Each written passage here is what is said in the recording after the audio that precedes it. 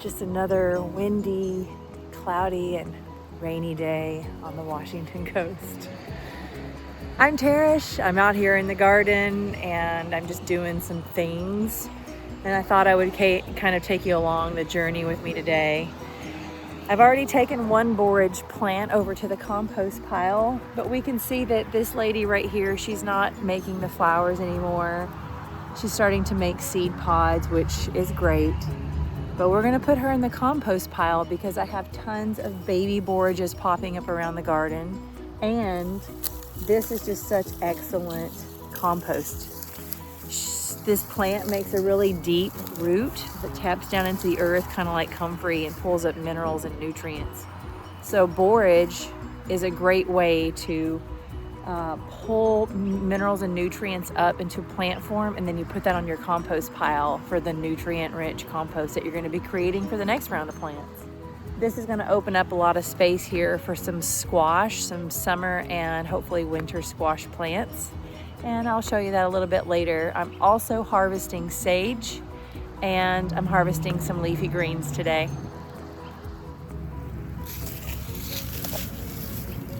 See that?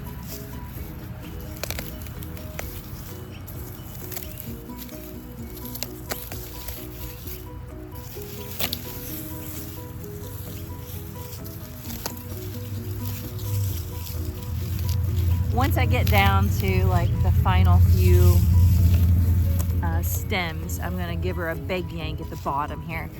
Hopefully the root will come up when I give a big kick. Okay, here we go. And that's the root that we're looking for to make sure. Look at that big root. This is all gonna go to the compost pile. That is what the plant looks like. So big.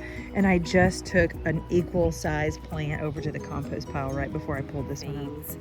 To be clearly honest, I'm a bit overwhelmed in my brain with all of the gardening to-dos and possibilities and tasks.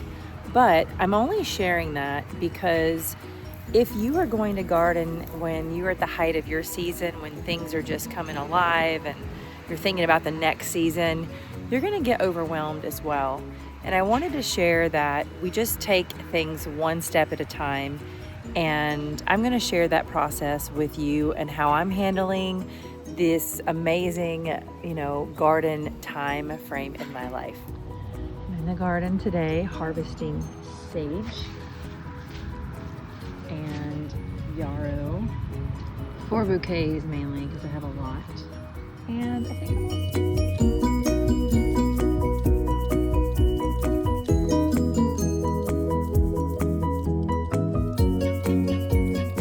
look who joined me in the garden. What a surprise. It's Sparky. His nap time was interrupted by my neighbors arriving, but I'm really excited when he comes out here to join me.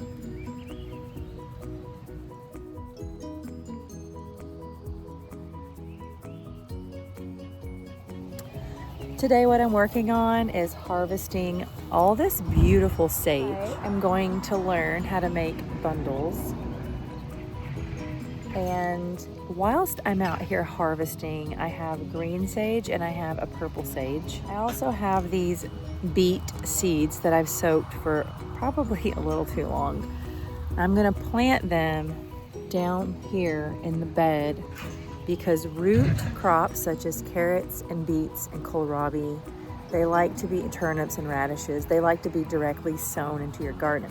And I'm just gonna push the seeds very gently down into the dirt. And by the time that it's time for me to harvest all of this other stuff later on, then the beets will have started to make their appearance and be growing.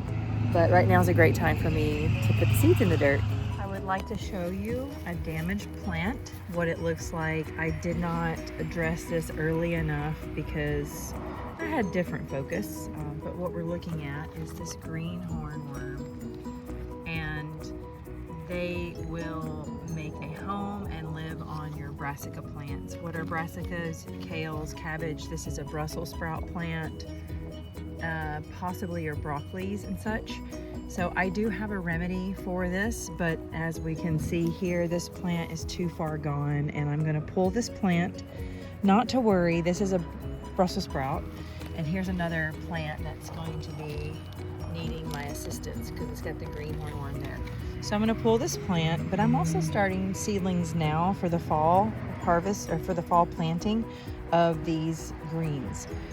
But you can see what a small worm can do to one plant in your garden.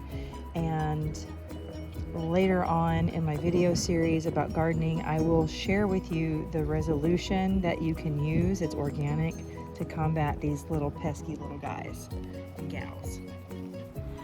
Another thing I'm working on today is I'm trimming down the oregano because the plants are wanting to go to flower, and I don't want that to necessarily happen. So I'm going to cut off the tops and allow this oregano bush to continue to grow more wide and beautiful. It smells so wonderful. Do you like it? Did you know that oregano is great to give to your chickens? Did you know that it helps them stay well and free from viruses and disease? Because this oregano that they munch on is antimicrobial and antibacterial. So if you have an oregano plant, chop it off and give it to your chickens once in a while. And if you live near me, let me know. I'll bring some over for your chickens.